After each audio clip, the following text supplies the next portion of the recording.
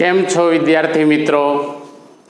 આજે આપણે ધોરણ 12 કોમર્સ નામાના મૂળ તત્વો ભાગ 1 એની અંદર પ્રકરણ નંબર 6 ભાગીદારની નિવૃત્તિની અંદર આપણે ઘણા બધા વિડીયો લેક્ચર જોઈ ગયા બાળકો. આજે નિવૃત્તિનો એક નવો દાખલા નંબર 11માં દાખલા વિશે વાત કરીશું. 11માં દાખલાની અંદર 3 ભાગીદારો છે, મૂન, સ્ટાર, સન.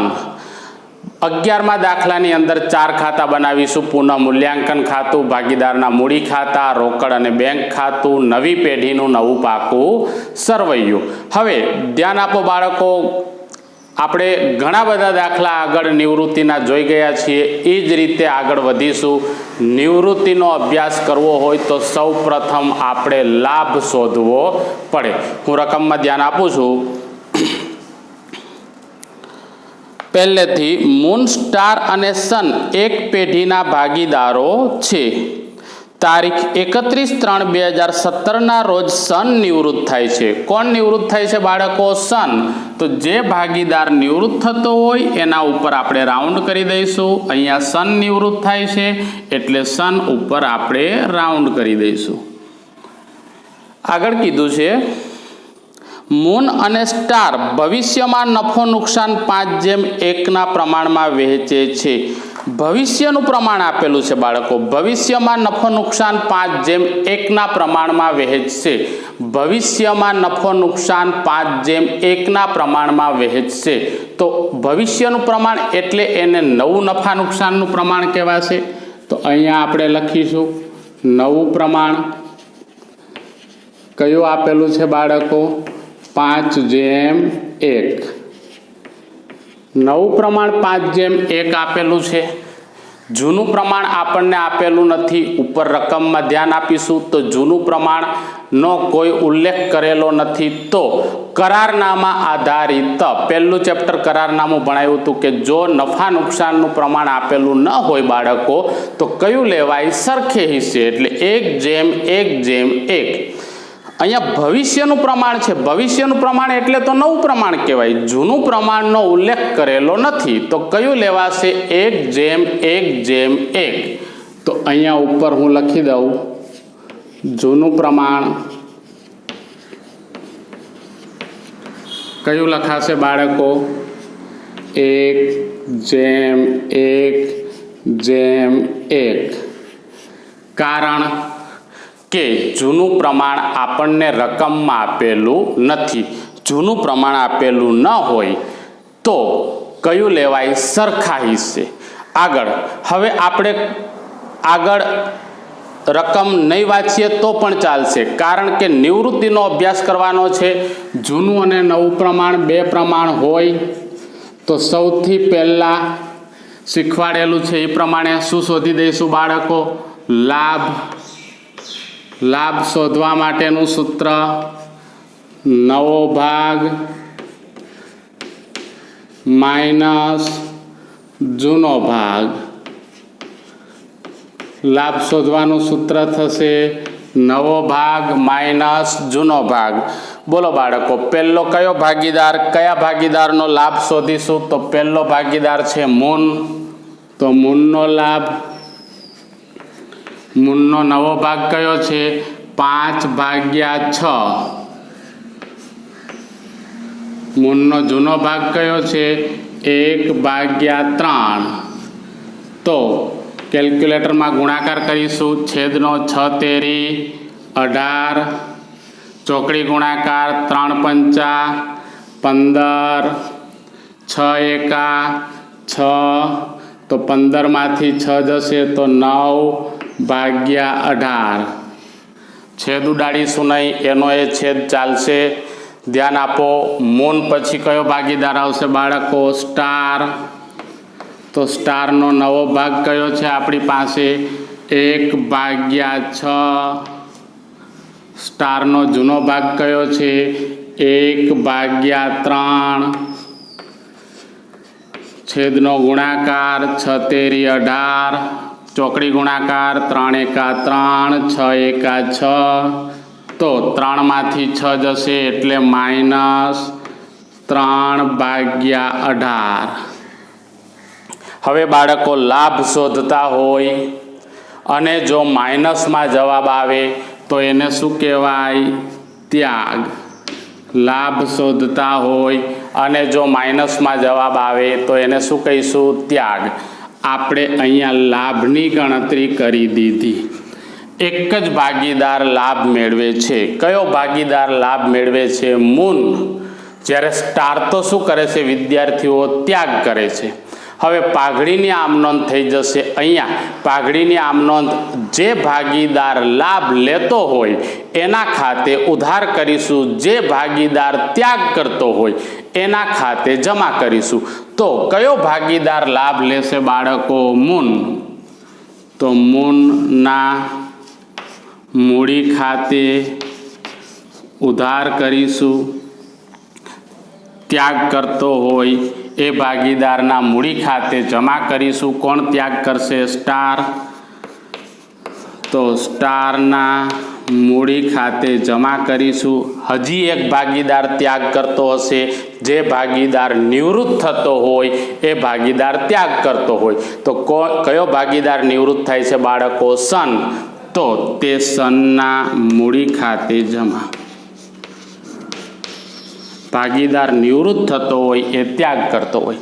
આમ નોંધ મેં અહીંયા મોઢે કરી દીધી। આમ નોંધ બહુ સરળ છે પાઘડીની। કઈ રીતે? તો જે ભાગીદાર આમાંથી લાભ કરતો હોય એના મૂડી ખાતે ઉધાર કરી દો, જે ભાગીદાર ત્યાગ કરતો હોય એના મૂડી ખાતે જમા કરી દો, અને જે ભાગીદાર નિવૃત્ત થતો હોય એ હંમેશા ત્યાગ કરતો હોય એટલે એના મૂડી ખાતે તો જમા જ આવશે। હવે રકમ કઈ રીતે લખવી? તો રકમ લખવા માટે પણ એકદમ સરળ। આપણી પાસે કુલ પાઘડી કેટલી આપેલી છે બાળકો? જુઓ હવાલામાં। તો પહેલો જ હવાલો, પેઢીની પાઘડીનું મૂલ્યાંકન 60,000 એટલે કુલ પાઘડી છે 60,000 ગુણ્યા મૂનનો લાભ। મૂનનો લાભ કેટલો છે? તો અહીંયા જુઓ મૂનનો લાભ 9/18। 9/18 ખબર પડે છે। ફરીથી સ્ટારમાં પણ કુલ પાઘડી 60,000 લખીશું। સ્ટારનો ત્યાગ કેટલો છે? કારણ કે જમા છે એટલે સ્ટારનો ત્યાગ કેટલો છે? 3/18। ફરીથી આપણે 60,000 લખીશું સનમાં, ગુણ્યા સનનો હિસ્સો। સનનો હિસ્સો જૂના પ્રમાણ ઉપરથી મળી જાય। સન છેલ્લો ભાગીદાર છે તો સનનો હિસ્સો કેટલો આવશે બાળકો? 1 એટલે 1/3। 1/3 બોલો, ખબર પડી ગઈ? બહુ સરળ છે। લાભ હતો એ ઉધાર કરી દીધો 9/18, ત્યાગ 3/18 જમા કરી દીધો। જ્યારે સન એ નિવૃત્ત થાય છે તો નિવૃત્ત ભાગીદારનો હિસ્સો જૂના પ્રમાણમાં છે 1/3। હવે આને સોલ્વ કરી દો તો 60,000 ગુણ્યા 9/18 કેલ્ક્યુલેટરનો ઉપયોગ કરી શકાય 30,000 રૂપિયા। જ્યારે અહીંયા સ્ટારના મૂડી ખાતે 60,000 ગુણ્યા 3/18 એટલે કેટલા થશે? 60,000 ગુણ્યા 3/18 એટલે 10,000 રૂપિયા। અને સનના મૂડી ખાતે જમા તો 60,000 ગુણ્યા 1/3 એટલે 20,000 રૂપિયા। બોલો બાળકો, ખબર પડી ગઈ? જો સરવાળો ઉધાર 30, જમા પણ 30। હવે આની ખતવણી કરી દઈએ। ખતવણી કરવા માટે મૂનના મૂડી ખાતે ઉધાર, તો મૂનના ખાનામાં ઉધાર બાજુ 30,000 લખવાના નહીં, 30,000 થવા જોઈએ। તો 10,000 અને 20,000 બોલો થઈ ગયા 30,000। 10,000 કોના મૂડી ખાતે? વિરુદ્ધ એન્ટ્રી સ્ટારના મૂડી ખાતે। જ્યારે 20,000 કોના ખાતે? તો સનના મૂડી ખાતે। આ મૂનના મૂડી ખાતાની ઉધાર બાજુ ખતવણી કરી દીધી। હવે સ્ટારના મૂડી ખાતે જમા, સનના મૂડી ખાતે જમા, તો સ્ટારના ખાનામાં જમા બાજુ છે 10,000 રૂપિયા, જ્યારે સનના મૂડી ખાતામાં જમા બાજુ 20,000 રૂપિયા। વિરુદ્ધ એન્ટ્રી મૂનના મૂડી ખાતે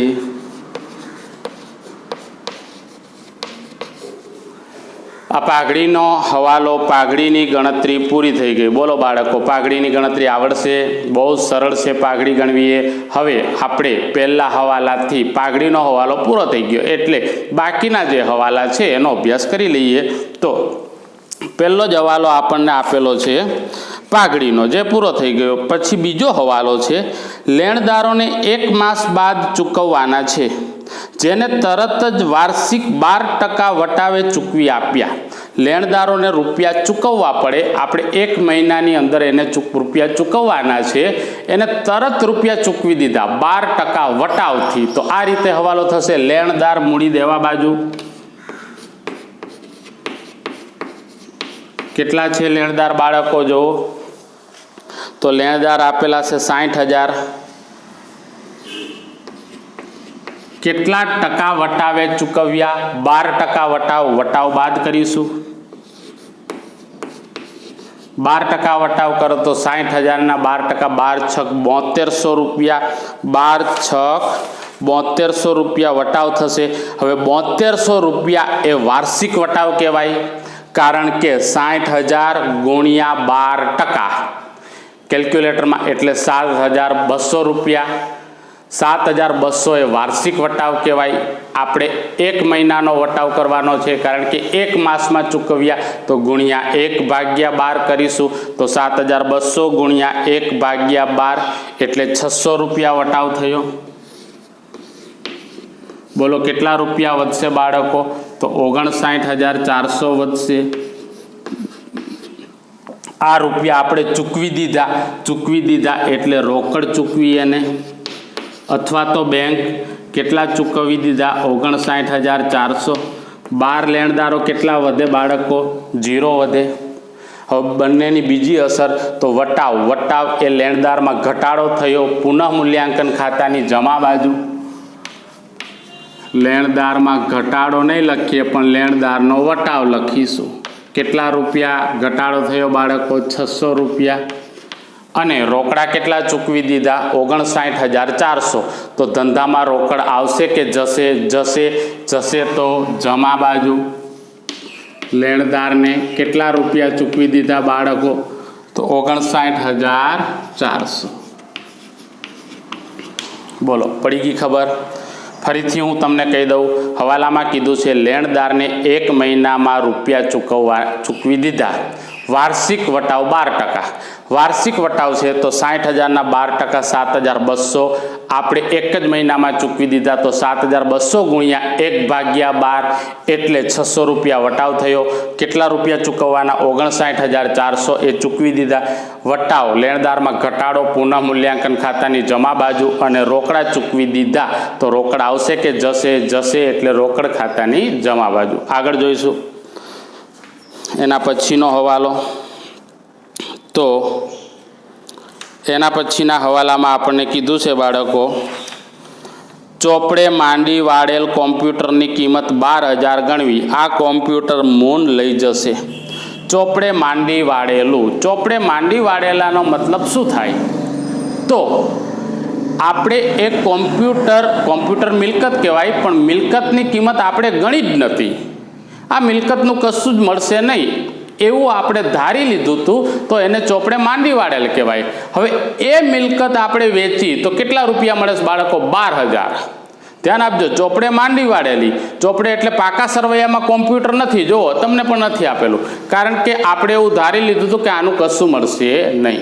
હવે એના રૂપિયા 12,000 મળે છે, પણ 12,000 કોણ આપે છે? તો જો ભાગીદાર લઈ જાય છે મિલકત. કયો ભાગીદાર લઈ જાય છે? મૂન લઈ જાય છે.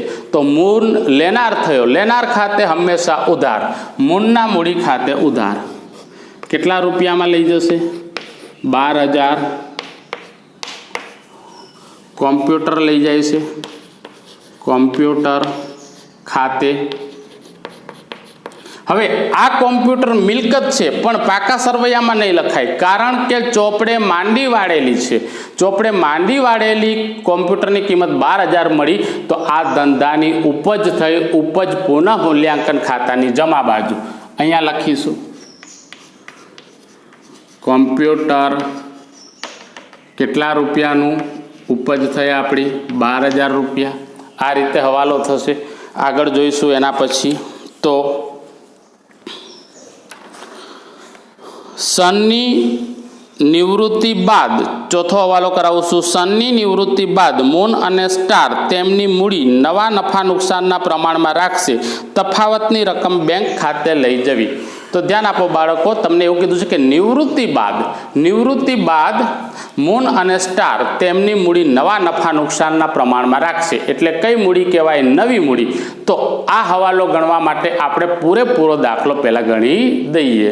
ધ્યાન આપો, હવાલા પૂરા થયા, પાકું સરવૈયું ગોઠવી દઈએ। તો પહેલું મૂડી ખાતા એટલે બાકી આગળ લાવ્યા। બોલો બાળકો, મૂડી ખાતા 1,60,000, 2 લાખ, 1,80,000, 1,60,000, 2 લાખ, 1,80,000। આગળ સામાન્ય અનામત જૂના ભાગીદારો વચ્ચે આપણે વેચી દઈશું જૂના પ્રમાણમાં। અનામત આપેલું છે આપણને 90,000, તો 90,000 વેચવા 30,000, 30,000, 30,000, કારણ કે જૂનું પ્રમાણ 1:1:1 છે। તો 30, 30, 30। આગળ જોઈશું તો લેણદારો આવી ગયું। દેવી હુંડી 10,000, જ્યાં છે ત્યાં જ લખી દઈએ। એના પછી મકાન, યંત્રો, ફર્નિચર, સ્ટોક બધું લખવાનું છે। મકાન 2,40,000,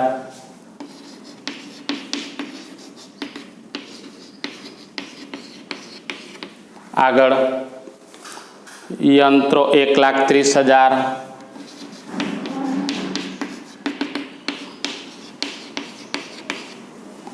આગળ ફર્નિચર 80,000,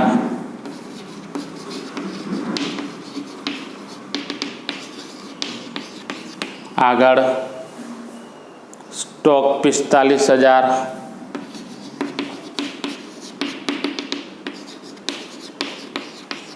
આગળ દેવાદારો 30,000,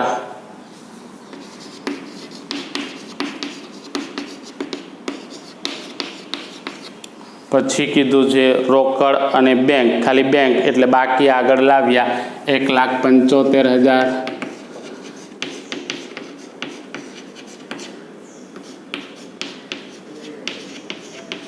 બોલો બાળકો, ખબર પડી ગઈ? દાખલો પૂરો થયો। હવે એના સરવાળા આ રીતે થશે। જોજો, ધ્યાન આપજો, છેલ્લો હવાલો હજી આપણે કરવાનો બાકી છે। આ રીતે છેલ્લો હવાલો કરીશું।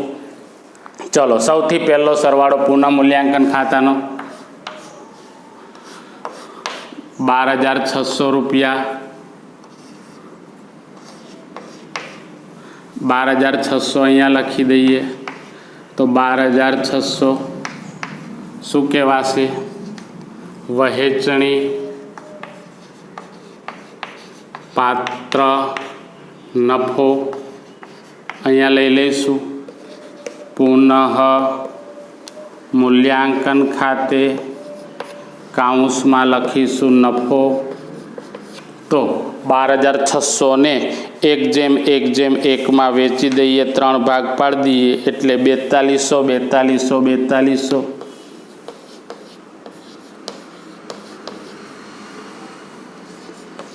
કયા ભાગીદારનો સરવાળો કરવાનો મેં શીખવાડેલું છે? નિવૃત્ત ભાગીદારનો હવે કરો। તો નિવૃત્ત ભાગીદારનો સરવાળો કરીશું। 1,80,000, 20,000, 30,000 અને 4200, 2,34,200। એ સરવાળો અહીંયા 2,34,200 ઉપર કંઈ નથી તો 2,34,200 શું આપી દેવાનું? આ લોન ખાતે। ધ્યાન આપજો બાળકો, લોન મૂડી દેવાની, કારણ કે આ ધંધાનું દેવું કહેવાય નવી પેઢીનું। સનની લોન કેટલી આપીશું? 2,34,200, 2,34,200 પડી ખબર? હવે ધ્યાન આપો, અહીંયા સનની લોન કેટલી આપી દીધી? 2,34,200। હવે તમને છેલ્લો હવાલો, છેલ્લા હવાલામાં શું કીધું છે બાળકો? ફરીથી એક વખત છેલ્લો હવાલો આપણે વાંચીશું, ધ્યાન આપજો. સનની નિવૃત્તિ બાદ મૂન અને સ્ટાર તેમની મૂડી નવા નફા નુકસાનના પ્રમાણમાં રાખશે. તફાવતની રકમ કોના ખાતે લઈ જશે બાળકો? બેંક ખાતે લઈ જશે. તો તમારે આ સરવાળા, ધ્યાન આપજો, આ જે બાકીના સરવાળા છે બે ભાગીદારના, એ સરવાળા તમારે પેન્સિલથી કરવા પડશે. કેમ પેન્સિલથી કરવા પડશે? કારણ કે એ સરવાળા ફરી બદલાશે, એટલે સરવાળા પેન્સિલથી કરીશું આપણે. તો ધ્યાન આપો, અહીંયા બધા મૂળનો સરવાળો કરીશું તો 1,60,000, 30,000 અને 4,200 એટલે 1,94,200. યાદ રાખજો, પેન્સિલથી કરીશું સરવાળા 1,94,200. 1,94,200 માંથી કેટલા માઇનસ કરીશું? 10,000, 20,000 અને 12,000 એટલે 20, 30, 40 ને 42,000 માઇનસ કરીશું. તો અહીંયા સરવાળો થયો, તો અહીંયા હું ગણતરી કરું છું 1,94,200. 60, 70, 80, 90, 1,94,200 એમાંથી માઇનસ કરીશું 20, 30, 40 ને 42,000 માઇનસ કરીશું. તો બોલો બાળકો કેટલા વધશે? 1,52,200. આ કોની મૂડી આવશે? મૂનની. જ્યારે સ્ટારનો સરવાળો કરીશું પેન્સિલથી 2 લાખ, 2,10,000, 2,40,000, 2,44,200, 2,44,200. હવે એનું જમા બાજુ તો કંઈ નથી, એટલે સરવાળો એનો 2,44,200 જ બાકી વધશે. આ બાકી આગળ લઈ ગયા, અહીંયાનો ડિફરન્સ છે, પણ અહીંયા લખવાનો નથી, કારણ કે આ જે નવી મૂડી છે બાકી આગળ લઈ ગયા, આ કયા પ્રમાણમાં રાખવાની છે બાળકો? નવા પ્રમાણમાં. તો હવે આ બાકી આગળ લઈ ગયા મેં અહીંયા રફ પેજમાં શોધી દીધી. હવે આ બંનેનો સરવાળો કરીશું આપણે, તો કેટલા આવશે બાળકો? 0, 0. કુલ બાકી કેટલી? 4, 2 ને 4, 6, 5 ને 4, 9, 2 ને 1, 3. 3,96,400. ચેક કરીશું કેલ્ક્યુલેટરમાં. 3,96,400. જે આ 3,96,400 એ નવા પ્રમાણમાં ગોઠવી દો. નવું પ્રમાણ 5:1 ગોઠવો. તો બાળકો 3,96,400 ને 5:1 વેચીએ તો 3,30,333 આની મૂડી. 3,30,333. 3,30,333 કોની મૂડી આવશે? મૂળની.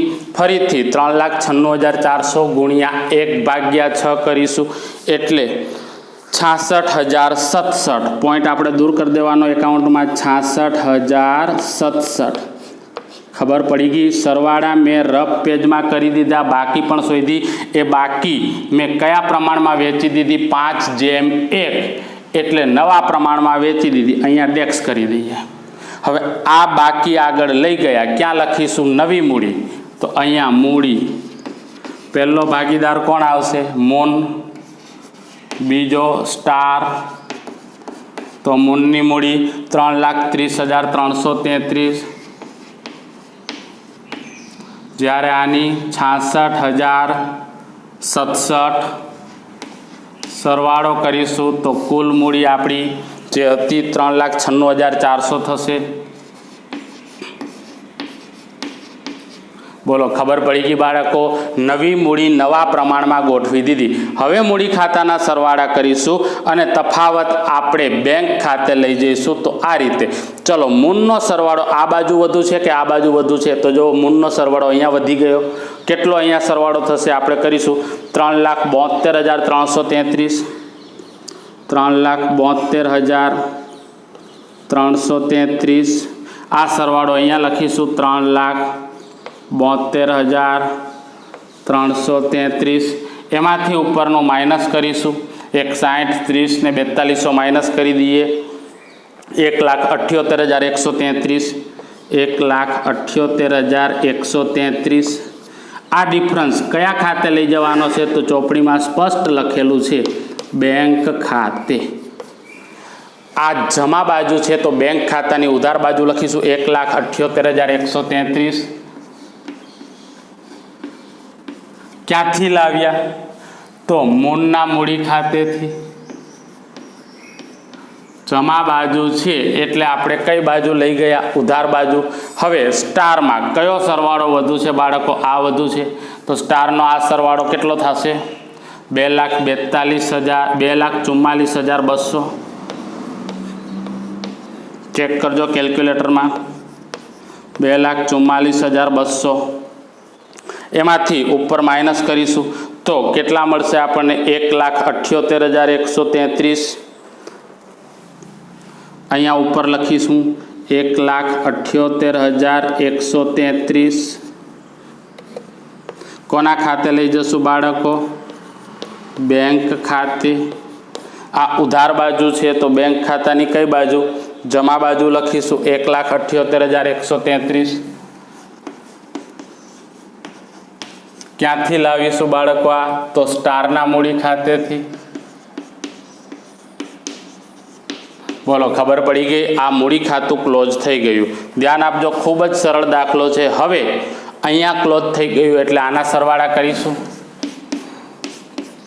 તો આનો સરવાળો ઉધાર બાજુનો રોકડ ખાતાનો 3,53,133.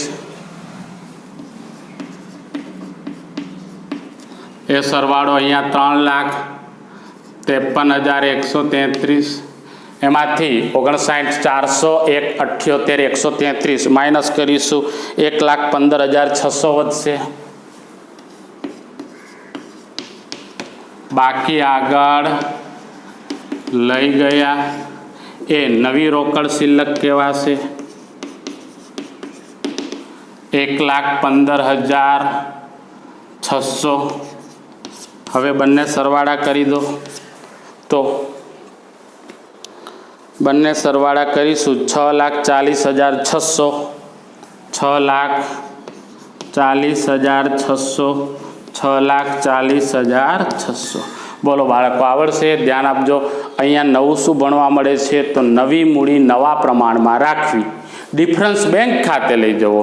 મળીશું આવતા લેક્ચરમાં બાળકો. જય હિન્દ, જય ભારત.